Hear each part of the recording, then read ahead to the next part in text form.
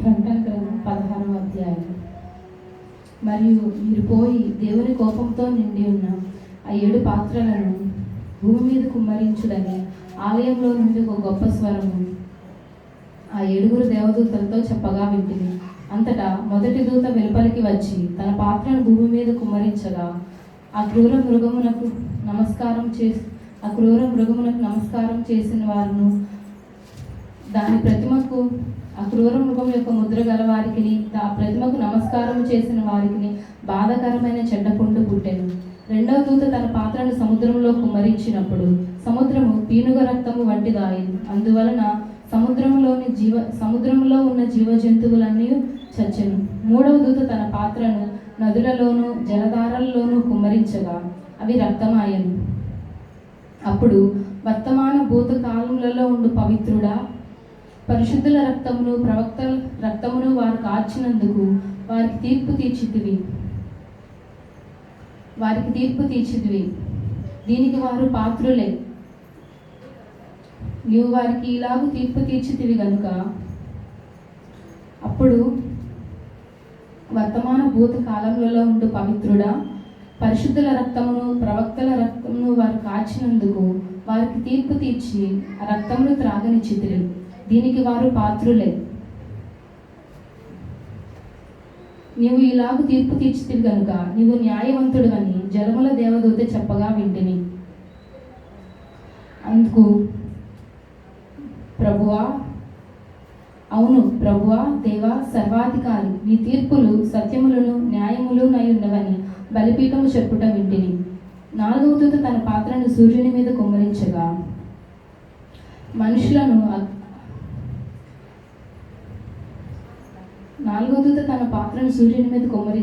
మనుషులను అగ్నితో కాల్చుటకు దానికి అధికారము ఇయ్యబడెను.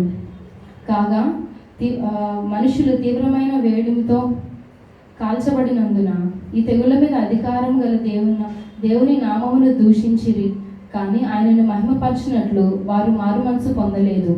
ఐదవ దూత తన పాత్రను క్రూర మృగం యొక్క సింహాసనము మీద కుమ్మరింపగా దాని రాజ్యము చీకటి కమ్మెను. మనుషులు తమకు కలిగిన వేదనను బట్టి తమ నాలుకలు కరుచుకొనుచుండిరి. తమకు కలిగిన వేదనలను బట్టి పుండ్లను బట్టి పరలోకమందున దేవుని దూషించిరి, కానీ ఆయనను మహిమపరచలేదు. పరలోకమందున దేవుని దూషించిరి, కానీ ఆయనను మహిమపరిచినట్లు మారు మనసు పొందిన వారు కారు. ఆరో దూత తన పాత్రను యూఫ్రటీసు అనే మహానది మీద కుమ్మరింపగా తూర్పు నుండి వచ్చు రాజులకు మార్గం సిద్ధపరచబడినట్లు దాని నీళ్లు ఎండిపోయెను. మరియు ఆ ఘట సర్పము నోట నుండి, ఆ క్రూర మృగము నోట నుండి, అబద్ధ ప్రవక్త నోట నుండి కప్పల వంటి 3 అపవిత్రాత్మలు బయలువెడలుగా చూచితిని. అవి సూచనలు చేయునట్టి దెయ్యముల ఆత్మలే.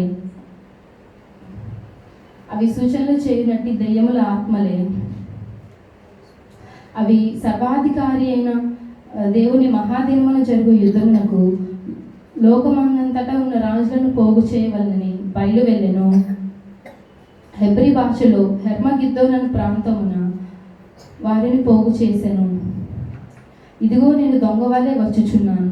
తాను దిగంబరుడిగా సంచరించుచున్నందున జనులు తన దిశమలను చూతురేమో అని మెలకువగా ఉండి తన వస్త్రమును కాపాడుకొని వాడు ధన్యుడు. ఏడవ దూత తన పాత్రను వాయుమండలము మీద కుమ్మరింపగా సమాప్తమైనది అని చెప్పుచున్న ఒక గొప్ప స్వరము గర్భాలయంలో ఉన్న సింహాసనము నుండి వచ్చెను. అప్పుడు మెరుపులను, ధ్వనులను, ఉరుములను పుట్టెను. పెద్ద భూకంపమును కలిగెను. మనుషులు భూమి మీద పుట్టినది మొదలుకొని అట్టి మహాభూకంపము కలగలేదు. అది అంత గొప్పది. ప్రసిద్ధి గల మహాపట్టణము 3 భాగములాయెను. అన్యజన్ముల పట్టణములన్నీ కూలిపోయెను. తన తీక్షణమైన ఉగ్రతను మద్యము గల పాత్రను ఆ మహాబబులోనునకు ఇయ్యవలనని దేవుని సముఖమున దానిని జ్ఞాపకం చేసిరి. ప్రతి ద్వీపమును పారిపోయెను. పర్వతములు కనపడకపోయెను. 5 మణుగుల బరువు గల పెద్ద వడగండ్లు ఆకాశం నుండి మనుషుల మీద పడెను. ఆ వడగండ్ల దెబ్బ మిక్కిలి గొప్పదైనందున వారు ఆ దెబ్బను బట్టి మనుషులు దేవుని దూషించిరి. ప్రకటన గ్రంథం 17వ అధ్యాయము. ఆ 7 పాత్రలను పట్టుకున్న ఆ 7 దేవదూతలలో ఒకడు వచ్చి నాతో మాట్లాడుచు ఇలాగు చెప్పెను, నీవిక్కడికి రమ్ము, విస్తార జలముల మీద కూర్చున్న ఆ మహావేశకు చేయబడు తీర్పు నీకు కనపరచెదను. భూరాజులు ఆమెతో వ్యభిచరించిరి, భూనివాసులు ఆమె వ్యభిచార మధ్యములో మత్తులైరి. అప్పుడు అతడు ఆత్మవశుడనయ్యున్న నన్ను అరణ్యమునకు కొనిపోగా దేవదూషణ నామములతో నిండుకొని 7 తలలను 10 కొమ్ములను గల ఎర్రని మృగము మీద కూర్చుండిన ఒక స్త్రీని చూచితిని. ఆ స్త్రీ ధూమ్ర రక్త వర్ణము గల వస్త్రము ధరించుకొని బంగారముతోనూ రత్నములతోనూ ముత్యములతోనూ అలంకరింపబడినదై ఏహ్యమైన కార్యములతోనూ తాను చేయుచున్న వ్యభిచార సంబంధమైన అపవిత్ర కార్యములతోనూ నిండిన ఒక సువర్ణ పాత్రను తన చేత పట్టుకొని ఉండెను. దాని నొసట దాని పేరు ఇలాగు వ్రాయబడెను, మర్మము, భూమిలో నుండి వేశ్యలకును భూమిలో నుండి ఏహ్యమైన వాటికిని తల్లి అయిన మహాబబులోను. పరిశుద్ధుల రక్తము చేత మరియు ఆ స్త్రీ పరిశుద్ధుల రక్తము చేతను యేసు యొక్క హతసాక్షుల రక్తము చేతను మత్తిలి ఉండుట చూచితిని. నేను దానిని చూచి బహుగా ఆశ్చర్యపడగా ఆ దూత నాతో ఇట్లనెను, నీవేళ ఆశ్చర్యపడితివి? ఈ స్త్రీని గూర్చిన మర్మమును 7 తలలను 10 కొమ్ములను కలిగి దానిని మోయిచున్న ఈ క్రూర మృగమును గూర్చిన మర్మమును నీకు తెలిపెదను. నీవు చూచిన ఆ మృగము ఉండేను కానీ ఇప్పుడు లేదు. అయితే అగాధ జలముల్లో నుండి పైకి వచ్చుటకును నాశనమునకు పోవుటకును సిద్ధముగా ఉన్నది. భూనివాసులలో జగదుత్పత్తి మొదలుకొని జీవగ్రంథమందు ఎవరి పేరు వ్రాయబడలేదో వారు ఆ మృగము ఉండేను కానీ ఇప్పుడు లేదు. అయితే ముందుకు వచ్చునన్న సంగతి తెలుసుకొని వారు ఆశ్చర్యపడుదురు.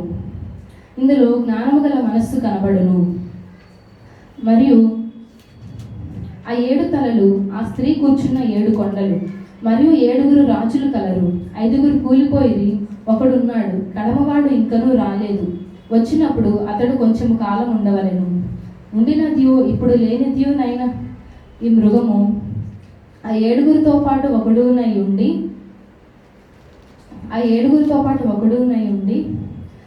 రాజ్యము చేయుటకు అధికారము పొంది నాశనమునకు పోవును. మరియు నీవు చూచిన 10 కొమ్ములు 10 మంది రాజులు.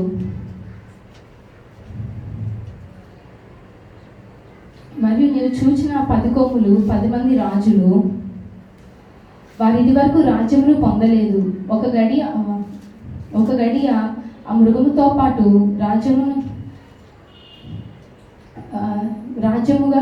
రాజులుగా అధికారము పొందుదురు.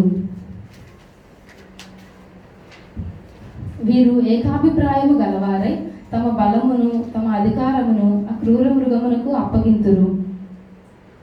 వీరు గొర్రెపిల్లతో యుద్ధము చేతురు కానీ గొర్రెపిల్ల ప్రభువులకు ప్రభువును రాజులకు రాజునై ఉన్నందునను తనతో కూడా ఉండిన వారు పిలువబడిన వారై ఏర్పరచబడిన వారై నమ్మకమైన వారైనందునను ఆయన ఆ రాజులను జయించును. మరియు ఆ దూత నాతో ఇలాగ చెప్పెను, ఆ స్త్రీ కూర్చున్న చోట నీవు చూచిన జలములు ప్రజలను, జన సమూహములను, జనములను, ఆయా భాషలు మాట్లాడే వారిని సూచించును. మరియు నీవు ఆ 10 కొమ్ములు గల ఆ మృగమును చూచితివే, వారు ఆ వేశ్యను ద్వేషించి దానిని దిక్కులేని దానిగాను దిగంబరినిగాను చేసి దాని మాంసమును భక్షించి అగ్ని చేత దానిని బొత్తిగా కాల్చివేతురు. దేవుని మాటలు నెరవేరుటకు వీరు ఏకాభిప్రాయము గలవారై దేవుని మాటలు నెరవేరు వరకు వీరు ఏకాభిప్రాయము గలవారై ఆయన కార్యము దేవుని సంకల్పము కొనసాగించినట్లు దేవుడు వారికి బుద్ధి పుట్టించెను. మరియు నీవు చూచిన ఆ స్త్రీ భూరాజుల నేలు ఆ మహాపట్టణమే.